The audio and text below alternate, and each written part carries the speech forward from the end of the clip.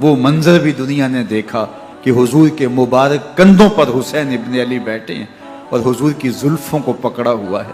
تو حضرت عمر رضی اللہ تعالیٰ عنہ دیکھ کے کہتے ہیں واہ واہ کیسی سواری میسر آئی حسین ابن علی کو. تو میرے آقا مسکرا کے کہتے ہیں عمر سواری دیکھتے ہو سوار بھی تو دیکھو. اللہ اکبر. حضرت اسامہ بن زید بن حارثہ رضی اللہ تعالیٰ عنہ فرماتے ہیں رات کا ایک پہر گزر گیا اور مجھے حضور سے کوئی کام تھا. میں آقا کریم کی خدمت میں حاضر ہوا, در دولت پہ دستک دی. حضور تشریف لائے تو چادر اوڑی تھی, بکل کی ہوئی تھی میرے حضور نے. تو میں نے اپنی حاجت کہی تو حضور نے میری حاجت پوری کر دی. لیکن ایک منظر میں نے دیکھا کہ حضور نے جو چادر کی بکل فرمائی تھی اس کے اطراف میں پہلوؤں میں ابھار تھے جس طرح اندر کوئی ہو. مجھ سے نہ رہا گیا, میں نے پوچھ لیا. میں نے کہا بندہ نواز چادر کے اندر کیا ہے؟ فکاشفہ. تو حضور نے چادر کو کھول دیا. فائز الحسن والحسین علی ورکہ. تو کہتے ہیں میں نے اپنی آنکھوں سے دیکھا ایک پہلو سے امام حسین لپٹے ہوئے تھے, ایک پہلو سے امام حسن لپٹے ہوئے تھے. فرمایا یہ میرے بیٹے ہیں, یہ میری بیٹی کے بیٹے ہیں. اے اللہ میں ان سے پیار کرتا ہوں, تو بھی ان سے پیار کر, جو ان سے پیار کرے اس سے بھی پیار کر. ان کی محبت کا درس دیا, ان کے پیار کا سبق پڑھایا. کہا ان سے پیار کرنے والا میرے سے پیار کرنے والا ہے, ان سے بغض رکھنے والا میرے سے بغض رکھنے والا ہے. ان کی تکلیف حضور کو بے چین کر دیتی تھی. حضرت سیدہ فاطمہ الزہرا رضی اللہ تعالی عنہا کے گھر کے قریب سے گزرے تو حضرت امام حسین کے رونے کی آواز آ رہی تھی. تو آقا کریم علیہ السلام نے فرمایا کہ فاطمہ حسین کو چپ کرواؤ. الا تعلمی ان بقاءہ یوزینی, تو جانتی نہیں حسین کا رونا مجھے دکھ دیتا ہے. حسین ابن علی کو حضور رونے نہیں دیتے تھے, ان کو دکھی نہیں ہونے دیتے تھے, کیونکہ رسول اللہ صلی اللہ علیہ وسلم جانتے تھے کہ یہ کتنے دکھ سہے گا, کتنی تکلیفوں سے گزرے گا اور کتنے مصائب سہے گا. زمانے نے وہ گھڑیاں بھی دیکھی کہ حضرت حذیفہ بن یمان رضی اللہ تعالیٰ عنہ فرماتے ہیں کہ میں حضور کی خدمت میں نماز مغرب کی ادائیگی کے لیے حاضر ہوا, اور میں نے یہ اجازت خاص طور پہ اپنی ماں سے اس شرط پہ لی تھی کہ امی آپ مجھے اجازت دیں, میں حضور کی خدمت میں حاضر ہوتا ہوں, مغرب کی نماز بھی ادا کروں گا اور پھر حضور سے عرض کروں گا حضور میرے لیے اور میری ماں کے لیے بخشش کی دعا کر دیجئے. ماں نے اس شرط پہ اجازت دے دی اور میں حضور کی خدمت میں آ گیا.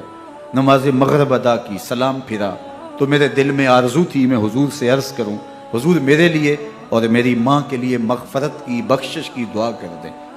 لیکن حضور عبادات میں, ذکر میں, نوافل میں ایسے مشغول ہوئے کہ میں آرزو رکھنے کے باوجود بھی عرض نہ کر سکا. خیر نماز عشاء کا وقت ہوا, اذان پکاری گئی, حضور مصلی پہ آئے, نماز پڑھی, سلام پھرا تو میرے دل میں پھر خیال آیا کہ ماں سے ایک نماز کی چھٹی لی تھی, نمازیں بھی 2 ہو گئیں. ماں نے جاتے پوچھنا ہے حضور سے میرے لیے اور اپنے لیے مغفرت کی بخشش کی دعا کروائی تھی تو کیا جواب دوں گا. اور حضور اٹھے اور کاشانہ اقدس کی طرف چل دیے.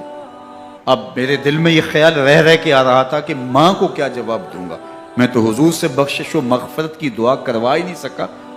جب حضور چل پڑے تو غیر ارادی طور پہ میں بھی حضور کے پیچھے چل پڑا. چلنے میں تھوڑی سی رفتار تیز ہو گئی جس سے قدموں کی آہٹ پیدا ہوئی. تو جب آواز پیدا ہوئی تو حضور نے رخ پھیرے بغیر فرمایا من ھذا, میرے پیچھے پیچھے کون آ رہا ہے؟ پھر خود ہی کہا حذیفہ تو نہیں. تو میرا دل دھڑک رہا تھا. قلت نعم, میں نے کہا جی حضور میں حذیفہ ہوں. فرمایا ما حاجتوں کا غفر اللہ لکا ولأمک, کیا کام ہے اللہ تجھے بھی بخش دے تیری ماں کو بھی بخش دے. اب جو کام تھا وہ جنبش لب سے پہلے ہی ہو گیا. یہاں تو لفظوں کا سہارا بھی نہیں لینا پڑتا, وہ بند لبوں کی بولیاں بھی سنتے ہیں. اقبال بولا ہے فروغت صبح آثار و دہور, چشم تو بی نندائے ما فی الصدور, تیری نظر تو سینوں کے چھپے راز بھی دیکھتی. تو کہا ما حاجتوں کا غفر اللہ لک ولأمک, اللہ تجھے بخش دے تیری ماں کی بھی مغفرت کر دے, کیا کام ہے. اب جو کام تھا وہ تو ہو گیا. تو میرے حضور نے ارشاد فرمایا حذیفہ سنو, ابھی ابھی ایک فرشتہ آیا ہے جو اس سے قبل دھرتی پر پہلے کبھی نہیں آیا، آج پہلی مرتبہ اللہ سے اجازت لے کے 2 کام کرنے آیا ہے۔ ایک تو مجھے سلام کرنے آیا ہے اور دوسرا خوشخبری دینے آیا ہے کہ آپ کی بیٹی فاطمہ جنتی عورتوں کی سردار ہے اور حسن اور حسین جنتی جوانوں کے سردار۔ ایک طرف یزید ناپاک میسون کا پلیت بیٹا اور ایک طرف محمد عربی کا نواسا، فاطمہ کے دودھ کا اثر، علی المرتضیٰ کے خون کی تاثیر، رسول اللہ صلی اللہ علیہ وسلم کے کندھوں پہ بیٹھنے والا۔ ایک دن حضور نے امام حسین رضی اللہ تعالیٰ عنہ کے ہاتھ پکڑ لیے اور ان کے پاؤں اپنے پاؤں پہ رکھے اور پھر فرمایا بیٹے آگے بڑھو، اور ان کے پاؤں حضور کی پنڈلیوں پہ آئے۔ پھر کہا بیٹے اور آگے بڑھو، حتیٰ کہ ان کے پاؤں حضور کی رانوں پہ آئے۔ پھر فرمایا بیٹا اور آگے بڑھو، تو ان کے پاؤں حضور کے مبارک بطن اقدس پہ آئے۔ پھر بازوؤں کو کھینچ کے اپنے قریب کیا اور حسین ابن علی کے منہ میں اپنی زبان رکھ دی، اور وہ اس طرح چوس رہے تھے جس طرح کھجور چوسی جاتی ہے۔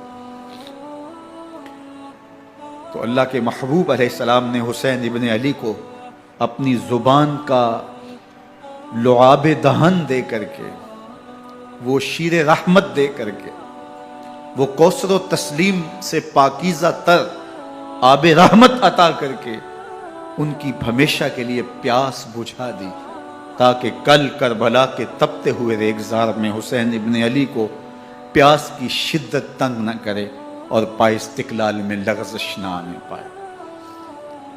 ان نازوں سے پالے ہوئے حسین کو، ان محبتوں سے پالے ہوئے حسین ابن علی کو امتحان بھی اتنے بڑے درپیش تھے۔